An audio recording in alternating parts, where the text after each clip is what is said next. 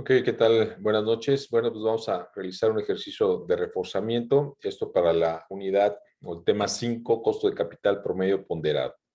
¿Sí? Donde ahí me habían comentado que tenían ciertas dudas y bueno, pues vamos a realizar, vamos a desarrollar este ejercicio.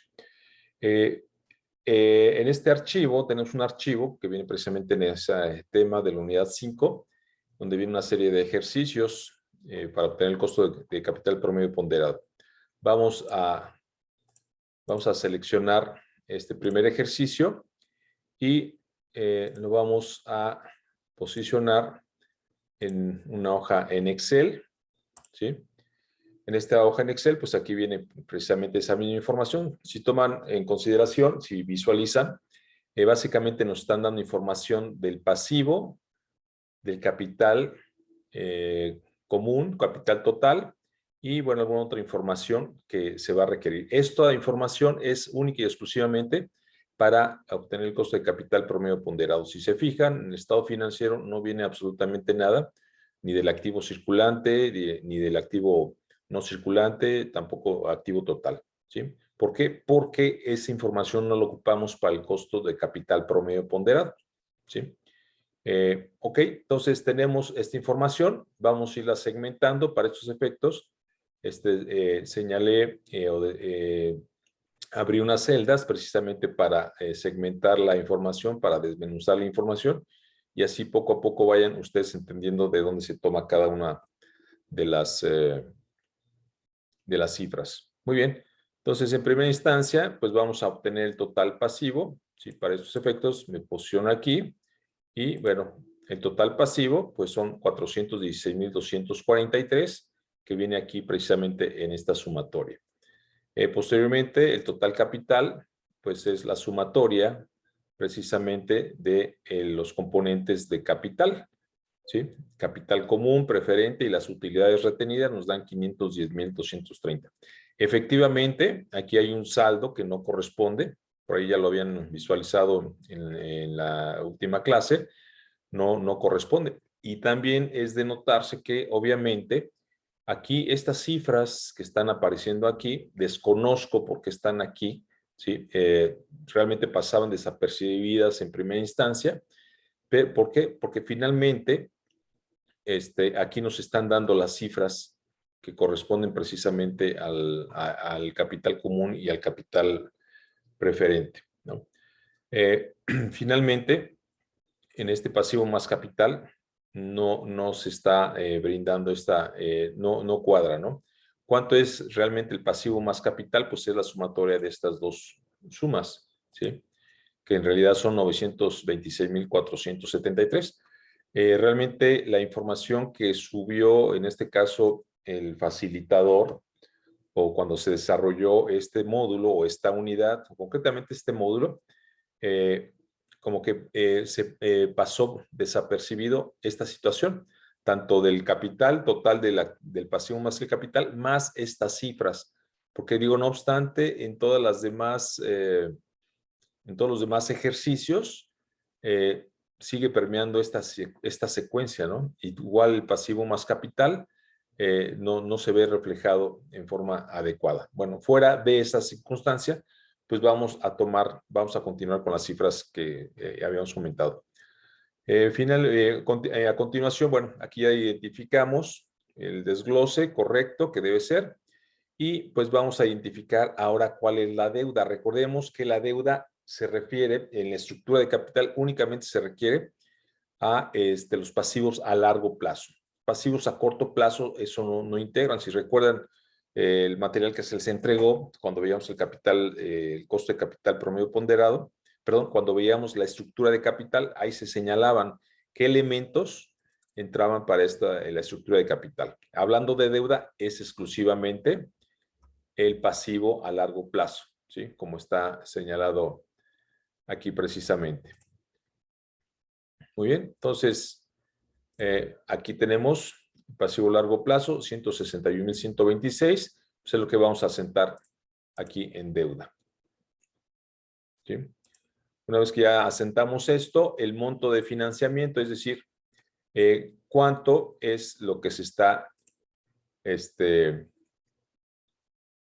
propiamente financiando, pues es esa misma cantidad, ¿sí?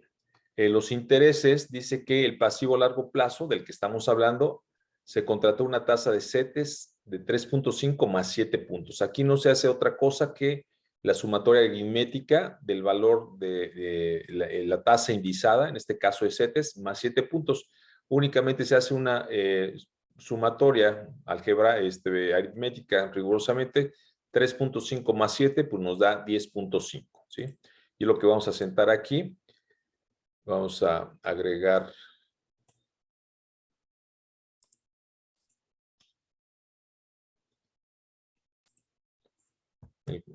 la tasa correcta, que en este caso son 10.5, y aquí también nos habla de que ese pasivo se paga una comisión de crédito del 2%, ¿sí? Bueno, pues aquí señalamos la tasa concreta del 2%, y nos habla también de gastos por 7,588. Estos gastos, recuerden que pues puede ser por notario, por despacho contable, por algunos otros registro público de la propiedad, si fuera el caso. En fin, esos son los gastos a los que se refiere, y son 7,588. Todos estos datos de aquí son básicamente para el pasivo, ¿sí? Es decir, para lo que se considera deuda o capital de deuda. Muy bien, entonces señalamos los 7,588, ¿sí? Aquí estamos ya completos con este primer bloque de segmento, y vamos a pasar precisamente para los otros componentes, concretamente de las acciones comunes, ¿sí? Y aquí, pues sí, efectivamente vamos a hacer algunos pequeños, bueno, primero identificar la información. Las acciones comunes, recordemos que son el capital común que están invirtiendo precisamente los accionistas que tienen derecho a voz y voto. En este caso son 147,199, son los mismos que vamos a señalar aquí, ¿sí? Ahora bien, dentro de esta misma información nos dicen que la asamblea de accionistas decidió repartir dividendos por un monto de 28,063, y a los socios pidieron un rendimiento adicional del 5%, ¿sí? Bueno, aquí, obviamente, tácitamente o literalmente no nos dice que se tratan de los accionistas comunes, ¿sí? O los que tienen voz y voto, pero si observamos el siguiente comentario, pues acá nos hablan precisamente de los accionistas preferentes por un dividendo total de 33,837. Es decir, acá están los preferentes, acá están los accionistas comunes, los que tienen voz y voto, y que de hecho, cuando hablamos de la asamblea de accionistas, pues particularmente se refiere a los socios accionistas comunes, ¿sí? Aunque también pueden ser invitados y pueden opinar, pero los accionistas preferentes, pero no van a tener voto, ¿sí? Bueno, regresando en este tema de los accionistas, se consideran, estos son los accionistas comunes, ¿sí?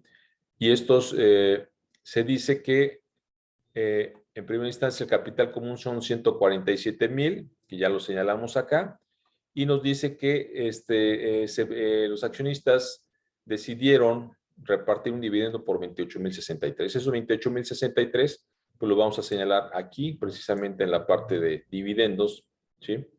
Y aparte nos dicen, y los socios piden un rendimiento adicional del 5%, ¿sí? Es decir, no obstante que ya se va a repartir esto, adicionalmente los accionistas comunes van a pedir un 5%. Bueno, aquí los señalamos, acciones comunes en rendimiento, ¿sí? Ok, ya ahí vamos asentando, vamos estructurando los datos, y ahora pues vamos a los accionistas preferentes. Aquí dentro de la estructura de capital tenemos el capital preferente por 241,689, que es la misma cantidad que vamos a señalar aquí, 241,689. Ahí nos habla de que se va a repartir para estos accionistas esta cantidad, 33,837, ¿sí? Ok, aquí hay son 33,837. ¿ok? Que ese es básicamente los dividendos para los accionistas preferentes. Y si se fijan, pues aparentemente no hay mayor dato, pero recuerden que cuando se tienen utilidades, ¿sí? Y si estas utilidades no se han repartido o están ya clasificadas dentro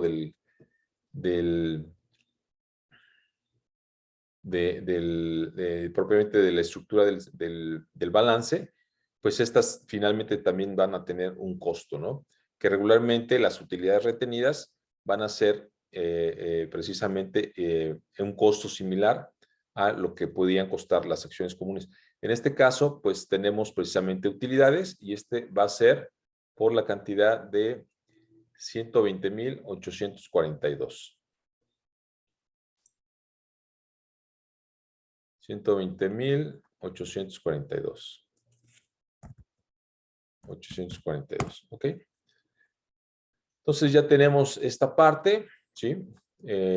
Ya vaciamos la información que viene aquí propiamente el estado financiero, más estos datos al calce, ya los vertimos en estas celdas y ya tenemos precisamente los diferentes componentes del costo de capital. Muy bien, pues ahora lo que vamos a hacer es precisamente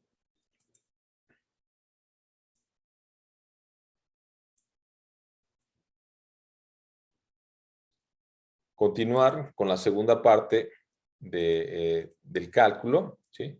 Y para estos efectos, pues vamos a utilizar precisamente ya este machote que ya también nos habían proporcionado con anterioridad y que simplemente pues, vamos a ir vaciando en forma adecuada.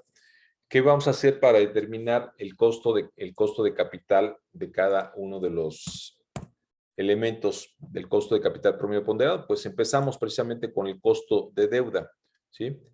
El costo de deuda, finalmente, en primera instancia, recordarán que está supeditado precisamente a esta formulita que nos decía gastos entre el monto, ¿sí? Y esto, el resultante, va a estar multiplicado por la unidad y esto por la tasa impositiva, ¿sí? ¿Ok? En ese sentido, pues lo que nosotros vamos a hacer es lo siguiente. Primero vamos a determinar el interés, ¿sí? Y es interés. ¿Y cómo es ese interés? Ah, pues interés es igual al monto por la tasa de intereses. Es decir, vamos a multiplicar el importe, en este caso, de la deuda, que son los 161,126, lo vamos a multiplicar por precisamente la tasa de interés, ¿sí? Que señalamos aquí. Muy bien, entonces nos posicionamos aquí, ¿sí? Y este sería el interés. Si se fijan, aquí nuevamente sombreamos la fórmula, representamos la fórmula y aquí está. Monto de financiamiento, 161,126 y esto por el interés, la tasa de interés que va a estar aplicándose allí. Y bueno, tenemos que son 16,918. Ahora la comisión la vamos a multiplicar igual como está la fórmula. Comisión es igual al monto, es decir, los 161,126, estamos hablando de la deuda, por la tasa de comisión. De acuerdo a la información, nos dice que es del 2%, ¿sí? En el caso de deuda, la comisión es del 2%. Entonces, pues simplemente ahí sustituimos valores y tenemos que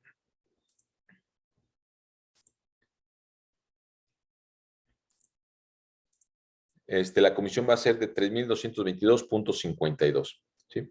Ahora bien, finalmente, para obtener el costo de la deuda, ya el que se va a utilizar propiamente para determinar el costo de capital, va a ser esta formulita, ¿sí? Que recordarán es el interés más la comisión entre el monto y esto por la unidad y la tasa impositiva, ¿sí? Que finalmente es esta ecuación, ¿sí? Esta fórmula es esta, ¿sí? Entonces, lo único que vamos a hacer, vamos a sustituir datos, ¿sí? Y tenemos finalmente, esto es nuestro costo de deuda, ¿sí? Y aquí se muestra visualmente lo que es la fórmula, ¿sí?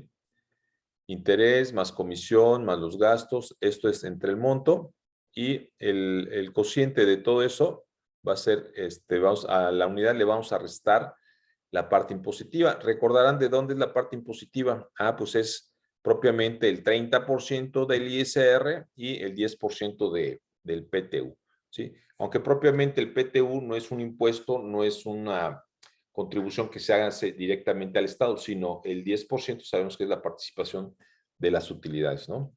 Y bueno, esto respetando la metodología del autor de este ejercicio que teníamos ya ahí en casa, ahí en la plataforma. ¿Ok? Entonces, tenemos que nuestro costo es del 10.33. Ahora bien, vamos con el siguiente, para determinar el siguiente costo, que en este caso son las acciones comunes, y obviamente adecuando el ejercicio original que se tenía para estos efectos, ¿sí? Con la información que nos están dando en este caso, vamos a hacer este pequeño ajuste donde dice costo de acciones comunes va a ser los dividendos, ¿sí? Entre el importe de las acciones comunes, ¿sí? Más el porcentaje del rendimiento esperado, ¿sí? Que es finalmente esta formulita, ¿sí? ¿En qué se diferencia de lo anterior, del ejercicio original? Bueno, en el ejercicio original teníamos más información, teníamos cuánto era el capital de acciones comunes, cuántas acciones eran las que se representaban en esas acciones comunes, e incluso teníamos un costo también por cada una de las acciones, y también, bueno, el rendimiento esperado ya lo teníamos. Aquí esta información no la tenemos, ¿sí? Pero se asienta, se da por enterado, y si recuerdan, finalmente, cuando veíamos para efectos del EVA, ¿no? Que decíamos, oye, ¿cuánto es el rendimiento? Pues sabes qué es lo que se tiene de rendimiento entre la inversión, ¿no? Y nos daba finalmente un porcentaje. Bueno, aquí es algo similar. Aquí en este caso, al revés, vamos a decir, oye, ¿cuánto es mi costo? ¿Sí? En las acciones comunes, es decir, los dividendos que estoy dando contra lo que están aportando realmente los socios. Por eso es los dividendos, lo que se les va a pagar a los socios accionistas, entre lo que esos mismos accionistas están participando, ¿no? Y finalmente, sumarizar el rendimiento esperado, que es lo que aparece aquí precisamente, ¿no? Esta es la fórmula en forma textual, esta es la fórmula ya sustituyendo los números, ¿no? Muy bien, entonces esta finalmente sería nuestra información, ¿sí? Que otra vez, aquí me posiciono para que visualicen la fórmula, ¿sí? Y aquí viene reflejada. ¿Qué estamos dividiendo? ¿Qué entre qué? Los dividendos entre las acciones comunes y finalmente entre el porcentaje, ¿sí? Que en este caso es 0.05. Recuerden que el porcentaje debe estar en términos porcentuales, ¿no? O sea, el 5% es 0.05. Entonces resulta que el costo de las acciones es del 24%. Ahora, el costo de las acciones preferentes, muy bien. Acá tenemos el costo, aquí tenemos las acciones preferentes y los dividendos que se van a pagar. Es algo muy similar, de hecho, es similar a lo anterior. Incluso nada más que aquí, a diferencia del anterior, acá en los accionistas comunes estaban pidiendo un porcentaje adicional, ¿sí?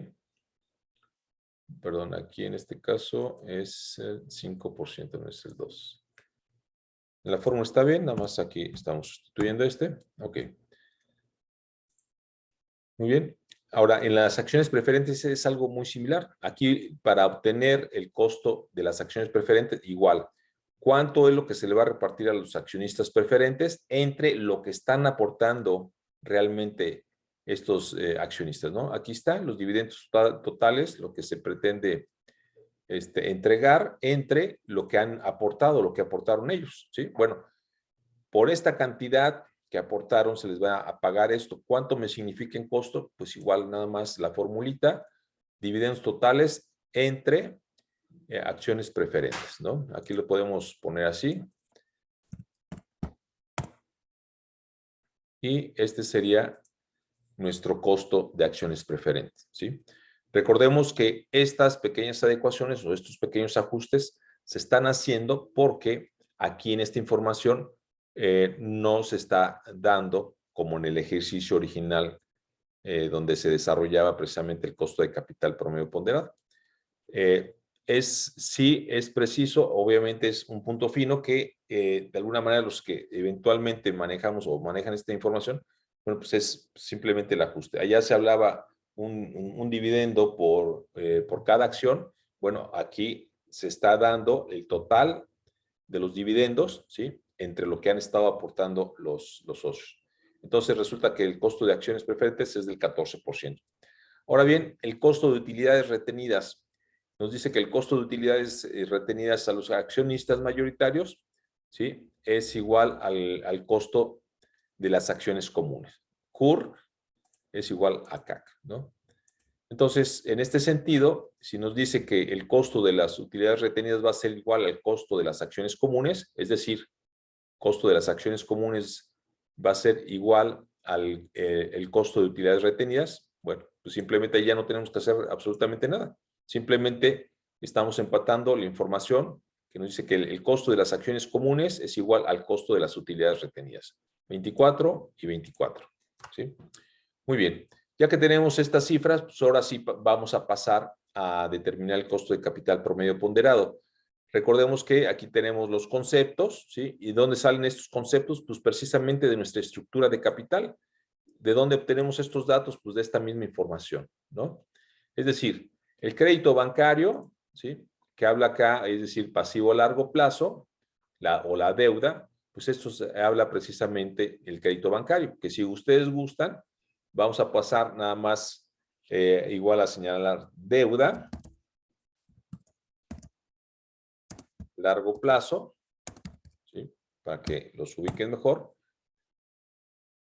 En este caso, pues son los 161, ¿sí? Que tenemos aquí.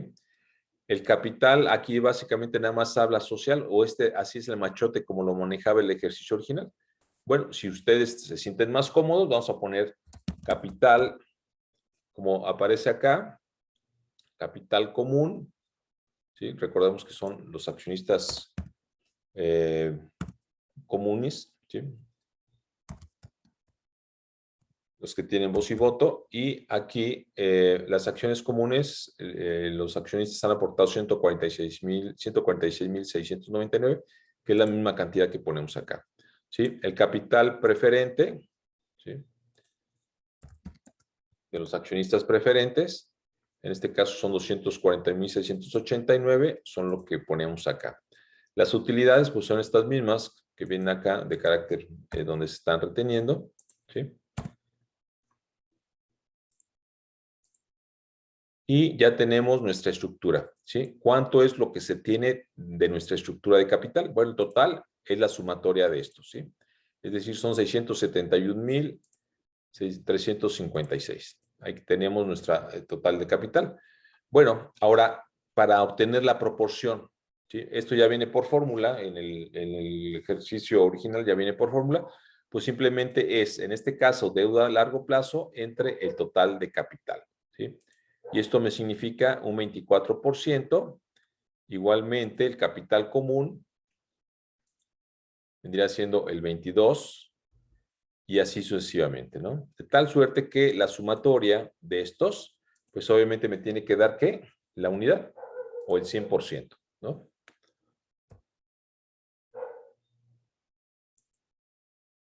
¿Sí? Ahí ya tenemos que los montos de nuestra estructura de capital nos significa un porcentaje para cada uno de los rubros, ¿sí? Ya lo tenemos ahí. Bueno, ok, ahora recuerden que W era proporción y K costo, ¿no? Bueno, pues ahora vamos a determinar el costo. ¿Cómo vamos a determinar el costo? Pues es lo que ya determinamos con anterioridad, ¿sí? Aquí en el costo de capital, pues decía que el costo de deuda es del 10.33. Bueno, así lo señalamos acá. El capital común, ¿cuál es el capital común? Ah, pues es 24%. El costo de capital preferente, pues igual, costo de capital preferente es el 14%. Y las utilidades, decíamos que CUR es igual a CAC, es decir, el costo de utilidades retenidas es igual al costo de acciones comunes y se asienta lo propio, ¿no? ¿Ok? Ya tenemos entonces esa estructura de capital. Ahora lo único que vamos a hacer es multiplicar la proporción por el costo, ¿sí? Entonces multiplicamos la proporción por el costo, 24 por el 10, el 24 por el 10.33 y tenemos que en este caso es del 2.48, en el caso del capital común es del 5.28, en el caso de capital preferente es de 5.04 y las utilidades es de 4.32. ¿Sí? Pues finalmente lo único que hacemos va a ser la sumatoria de los resultantes de cada uno de los rubros de la estructura de capital y tenemos que finalmente el costo de capital promedio ponderado va a ser ¿de qué?